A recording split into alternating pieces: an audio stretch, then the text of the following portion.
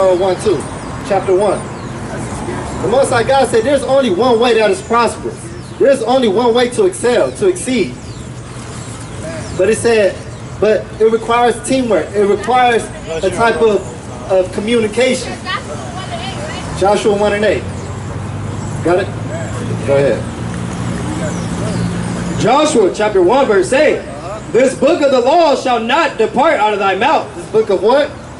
This book of the law shall not depart out of thy mouth. No, it's a book of advice. This book of the law shall not depart out of thy mouth. This book of the law, meaning something that is required for us to take into action. It said it should not depart out of your mouth. Meaning it should always resonate with you. Always remain in your mind, your mindset. Everything that is coming out of you, your fruits, your labors, should be according to this law. Go ahead. But thou shalt meditate therein day and night. And it's always on your conscience, day and night. Never depart from us. Go ahead. That thou mayest observe to do according to all that is written therein. Because when you do that, when it's on your mind, when it's always coming out of your mouth, it said that's what is meditated for you to do everything that is written therein. Go ahead. For then thou shalt make thy way prosperous. And this is another promise. It said once you do that, and then do this verse, and then thou shalt make thy way what? Thou shalt make thy way prosperous. And what? And then thou shalt have good success. That is what's going to lead us to success and to be prosperous. A lot of the things, this is pleasing unto the Most High God. This is how He wanted us to be. Psalms 1:1. But it said this book, it should never depart from us. This should be your foundation. This is how we should be living. This is our guidance. This is guiding our paths. Go ahead. Psalms chapter 1 verse 1. Blessed is the man that walketh not in the counsel of the ungodly. It said, blessed is them that walks not in the counsel of the ungodly. Now going back to what we read in Ecclesiasticus, he said, I gave you good against evil, and I gave you the godly against the sinner. So evil is equal to the sinners. He said, blessed is that person that's not going to walk with the multitude to do sins. And the opposite of that is curse is going to be, blessed is not going to do that. And the opposite is curse is those that are going to follow along with this crowd to go contrary to the Most High God. Go ahead. Blessed is the man that walketh not in the counsel of the ungodly, nor standeth in the way of sinners, nor sitteth in the seat of the scornful. He's avoiding all of that. He's trying to be good with be on the Most High good side. Trying to keep this good relationship with the Most High God. That's how he became blessed. Avoiding all of these different forms of wickedness. Avoiding all of these different sins and sinners. Now, yes, everybody has dirt, but it's the action of correcting it. Because the Most High God said it's a requirement for us to be perfect. Are we going to get it in this lifetime? No, but are you going to work towards it? Yes. Can you make a big impact for the next person to look up to you? Yes. For your children? Yes. When other people look at you, they're going to see a form of godliness? Yes. That's what the Most High God wanted us to be, a nation of those type of people. But he said this law is going to be your foundation. This law is going to bring forth the fruit. Go ahead. But his delight is in the law of the Lord. It said his delight, his pleasure, the thing that he enjoys is in the light of the Most High God, in these laws, these statutes and commandments. Contrary to that, when he's upset, when he's angry, when he say things like you're going to perish dreadfully, that's because we're going contrary to his light. That's because we're going contrary to the thing that he commanded of us. That's because we chose death instead of life. Go ahead. And in his law doth he meditate there day and night. And he shall be like a tree planted by the rivers of water. By the rivers of water, you're going to have all the nutrients that you need. You ain't going to be lacking anything. He said, this is a promise that I could give to you if you abide to what I got to tell you. Tobit. Go to Tobit 4 and 6. So he give us the option but he told us what answer we better choose. How he want us to live by. Tobit, go to chapter 4 and verse 6.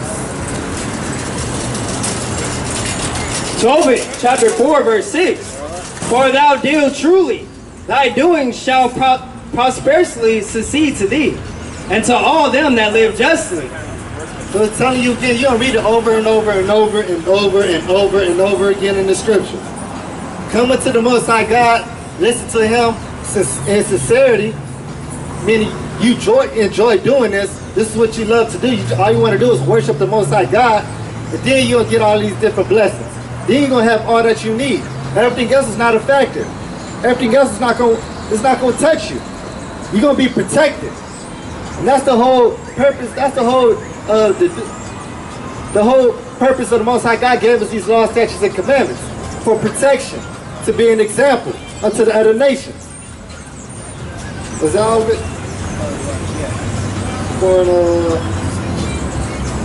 Read it. For if thou deal truly, thy doing shall prosperously succeed to thee, and to all them that live justly. Go to 2nd Ezra chapter 3, and we're going to read,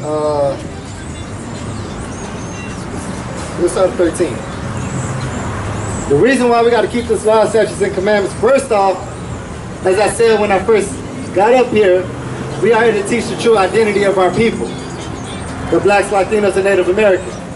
According to this Bible, we are the true nation of Yasharallah, of Israel, God's chosen people. Now, we're going to get into this covenant that the Most High God made with us. This is the reason why He chose us, why he said he'll give us the curses if we don't abide by it, and he'll give us the blessings if we do abide by it.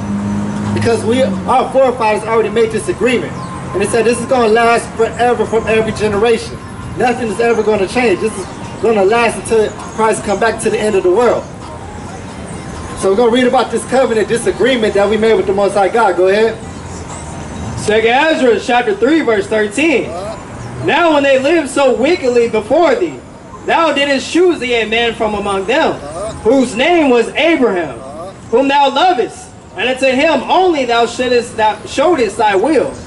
Now I'm going to tell you right now, we're going to talk about our forefathers right now, the people that we descend from. He said, in this world full of wickedness, he chose this one God, Abraham. Because this man was special unto him. But the key thing is, this is your history. This is the man that we descend from. Go ahead.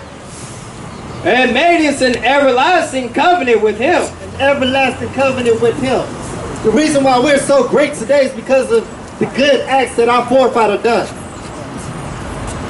This agreement and this covenant that he made with the Most High God, that's going to happen through his seed line. Go ahead. Promising him that thou wouldest never forsake his seed. It said we'll never be forsaken. And that's a good message that our people need to hear. We would never be forsaken, but it's something that's required of us first.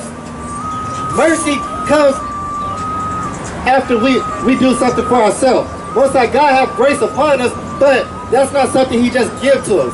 That is something that we have to deserve. Something we have to work for. Something we have to earn. He said, but only for the nation of Israel that has that type of opportunity to be able to do that. The other nations, they don't have that. My chosen people, I'm going to allow you to come back to me. That was the covenant. He said, that's when he said he will never forsake us. He wants to answer us. He wants to help us out. But there's requirements that we have to fulfill before that can happen. Go ahead.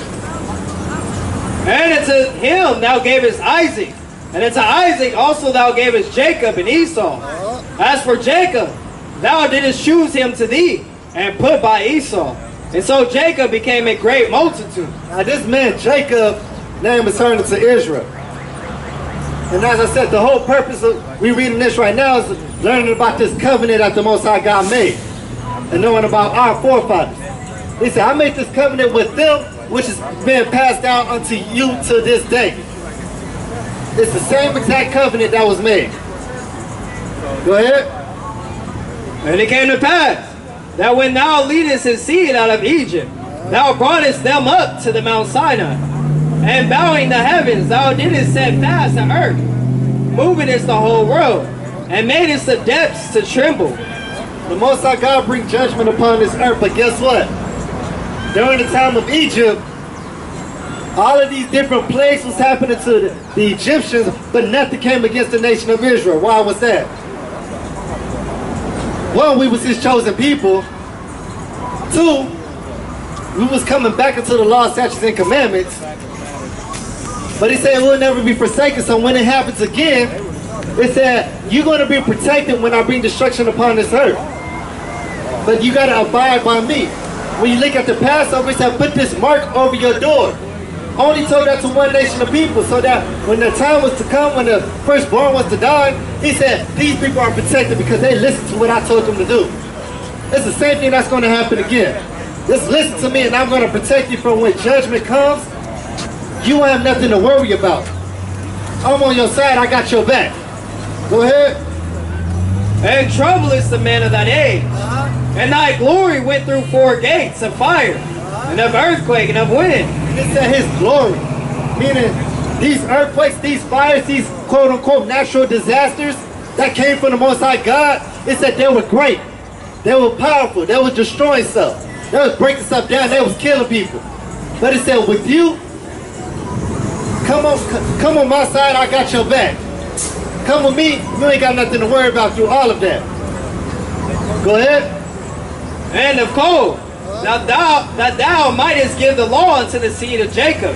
He said to give this law unto the seed of Jacob. That was the thing that was protecting us. Go ahead. And diligence unto the generation of Israel. And yet tookest thou not away from them a wicked heart. But guess what? He still gave us that option. I put before you life and death. I put before you good and evil. I made men to be either godly or sinners. He said, I still gave you the option. Read that one more time. And yet tookest thou not away from them a wicked heart. But this wicked heart, this flesh, was like, I think I want to do this. I'm going to choose darkness. I'm going to choose what I want to do. I'm going to go contrary. He said, that's what happened. He didn't take away that wicked heart from us. But it's the reason why. Go ahead. That thy law might bring forth fruit in them. It said because in this world of wickedness, that one person that's doing right is going to stand before many. That one person that's doing right is going to make a bigger of a difference. The Most High God, that's how he wanted us to be amongst all of this darkness, amongst all of the wickedness that has happened upon us on this earth. Hosea 4. Psalms 94. The Most High God wants people to be on his side, to deliver his message, to be an example. But you can be an example of something good, or you can be an example of something that's wicked, something bad. You can either get blessings or you can get curses. But go ahead, Psalm 94, 16. Psalms chapter 94, verse 16. Who will rise up for me against the evildoers? Or who will stand up for me against the workers of iniquity? Now remember what we read in with Joshua. He said, this is my delight. For this person to stand up for me. For this person to uphold my law, statutes, and commandments. For this person to be an example of an upright, godly man. And that's when I'm going to give him my blessings. And that's when other people going to look and they're going to see these blessings that I'm giving him because of the actions that he's been doing. But as I said, he's giving us the option still. Who's going to stand up for me? Who's going to help me out? Who wants these gifts? Who wants these blessings?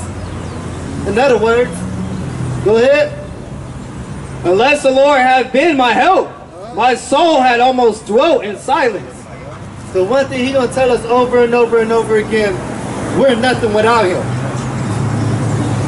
So we can't get into in our mind that, oh, I'm in control of my own life. No, you're not. The Most High God can touch you however way he wants to touch you. But he give you the option saying, the way I touch you is going to be dependent on how you walk. Talking about Jesus Christ. Keep going. When I said, my foot slippeth, thy mercy, O Lord, help me up. And the multitude of my thoughts within me, thy comforts delight my soul. Most High God, all He wants us to do is find all of our comfort and let our comfort to reside in Him. Hosea 4. The Most High God, all He wants us to do is just to love Him. Worship Him. He said that's all He required of us.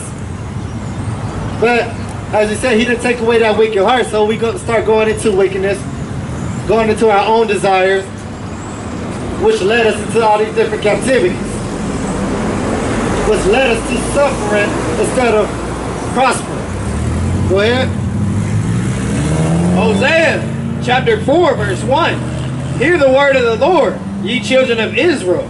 For the Lord have a controversy with the inhabitants of the land. So He upset. He got a problem what's happening with the inhabitants of the land, how people are dwelling here, their lifestyle. He said, I got a problem with that. Nation of Israel, blacks and Latinos, Native Americans. Go ahead. Because there is no truth, nor mercy, nor knowledge of God in the land. He said, this is the reason why I have a problem. Yes, the way you are, the way you behave, the way you talk, the way you dress, the way you even think affects the Most High God. He can either love you or He can be mad at you. He can even want to help you out, or He'll give you some type of consequence. But the whole purpose of that I'm bringing this out is that all of this is up to you on what you decide to do. But we are here to deliver this message from the Most High God and say, I'm telling you the answer. Come back. Listen. Go to Zechariah chapter 1. It said, come back unto me and then I'll help you out. Like I said, a promise or a warning. Go ahead. Zechariah chapter 1 verse 4. But ye not as your fathers, unto whom the former prophets have cried. It said the former prophets. You look into every single captivity, the nation of Israel is doing the same exact thing. They'll come back into the Most High God, say, I'm sorry, keep the laws again. After they got complacent, after they got comfortable, they began to let things slack. They began to go astray. But then He'll send out one of His prophets to go out to deliver the same message that we're telling you today. Come back unto His laws, statutes, and commandments, because we have went astray from it. We went astray from our covenant. He said, this is the same exact message. He said, but don't be as your fathers that went astray. Make a change. Make this difference. One thing a lot of our people are into right now is quote-unquote revolution. Revolution just simply means we need a change because everything that is happening is not benefiting us. We're not prospering from this. This is not helping us out. So something got to change. But He's telling you, don't be like your fathers, make this change. And He's going to tell us how to make this change. Go ahead. Thus saith the Lord of hosts. Thus saith the Lord of hosts. It ain't coming out of my mouth. Go ahead. Turn ye now from your evil ways. Turn from where? Turn ye now from your evil ways. Now going back to Ecclesiasticus, the opposite of evil is good. The opposite of the godly is a sinner. So turn back from your evil ways, from your wickedness, from your sins, your transgressions, the things that are contrary to this law. So turn away from that, and what's going to happen? And from your evil doings. But they did not hear, nor hearken unto me, saith the Lord. Now when these prophets went out and they talked to these people, the same way a lot of us ain't listening right now, they said, I'm trying to give you a warning. Turn away from these wicked ways. But it said, but y'all didn't want to hear. Go ahead. Your fathers, who are they? The prophets, do they live forever? But my words and my statutes, which I commanded my servants, the prophets, did they not take hold of your fathers? It said the prophets, they kept coming over and over and over with the same message from this same book. Delivering the same exact message. But it said they came and went. But it was because of our nation, our people, one minute they want to be with you, the next minute they want to be against you. But he said, this law remained forever. Ain't nothing changed with this law. You still got the same exact blueprint. You gonna follow it, or you gonna try to make your own tweaks to it? Go ahead. And they returned and said, like as the Lord of hosts, thou to do unto us according to our ways, and according to our doings, so hath he dealt with us. So the Most High, as I said, according to our doings is how he gonna deal with us. Jump out of verse 2. That's where I wanted to go from the beginning. Yeah, verse 2. Zechariah chapter 1 verse 2. The Lord hath been sore displeased with your fathers. So he been upset with our fathers. But here's the thing. According to the scripture, yes, you are what your father is. Your father is the one that's supposed to be teaching you. So a lot of times, when you grow up, you're going to be a reflection of your father. That's why he's saying, I'm displeased at your father, so don't be like that. Don't be like the forefathers in the history, because that's the reason why we're in the situation we're in today. But he's telling us right now, don't be like them. Make that change. Make the correction. Go ahead. Therefore, saying to them, thus saith the Lord of hosts, turn ye unto me, saith the Lord of hosts. Now he's telling you this message, these words are coming directly from him. Turn unto me, said the Most High God. I'm telling you, turn unto me. And don't be like your fathers. Go ahead. And I will turn unto you. And then I will turn unto you. Says who? Saith the Lord of hosts. This is the Most High God. This is an agreement. He said we will never be forsaken. But this is what we got to abide by. Read it one more time. The Lord hath been sore displeased with your fathers. Therefore say thou unto them, thus saith the Lord of hosts, turn ye unto me, saith the Lord of hosts, and I will turn it to you, saith the Lord of hosts. Be not as your fathers, until whom the former prophets have cried, saying, thus saith the Lord of hosts, turn ye now from your evil ways, and from your evil doings. But they did not hear. Now at the end of the day, I know I keep repeating myself, but that's the whole duty of the Most High wanted us to, the whole purpose that he gave us these laws, statutes, and commandments. But let's go to Lamentations, chapter 1. We're gonna start at verse 1. For the Most High God, as I said, he wants to give us these blessings. He wants us to be prosperous. He wants us to have rulership. But he said, y'all got to make a couple of changes though. And these changes that y'all got to make, it's not based off what you think is going to be good. It's what I'm telling you what's going to be good. Because he already laid the foundation for us. And it's been proven. When you look into our history, you'll see a pattern of how things went. When we was right with the Most High God, that's when we had all of our glory. But when we didn't, that's when we went into captivity. That's when we were suffering. That's when we had curses. And that's when the prophets came out. It's like, how can you forget all this great glory that we came from? How we was once before. How do we depart from that? How do you not desire to get that back? As I said, don't be like your fathers who led you to this situation of curses. It said make that changes so that we could go back to how we was once before. Abide by this wisdom that I'm giving you. Go ahead, verse 1. Chapter 1, verse 1. Lamentations chapter 1, verse 1. How doth the city sit solitary that was full of people? It said we was full of people at one point. We was powerful at one point. We had unity at one point. We was flourishing at one point. We was multiplying at one point. But it said, how did this place that was growing up to be so powerful, so beautiful, how did it become solitary? How did it become desolate? How did it become to only a couple of people in there, a sprinkle.